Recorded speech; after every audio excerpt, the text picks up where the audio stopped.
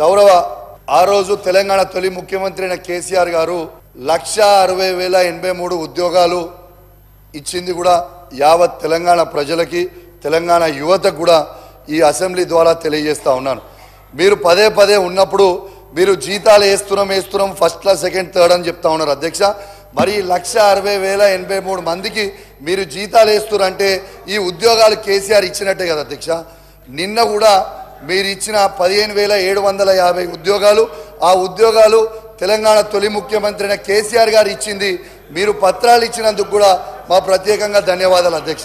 కానీ అధ్యక్ష ఒక్క నిమిషం అధ్యక్ష, కానీ అధ్యక్ష దీంతో పాటు అధ్యక్ష మా 2,32,308 ఉద్యోగాలు కాకుండా అదనపు 2 లక్షల ఉద్యోగాల జాబ్ క్యాలెండర్ మీరు విడుదల చేయాలి. ఇలా కేసీఆర్ గారు ఇచ్చిన ఉద్యోగాలు మేము ఇస్తున్నామంటే మీరు క్రియేట్ చేసి ఇవ్వడం కూడా కరెక్ట్ కాదు. మీరు దయచేసి అదనపు 2 లక్షల ఉద్యోగాలు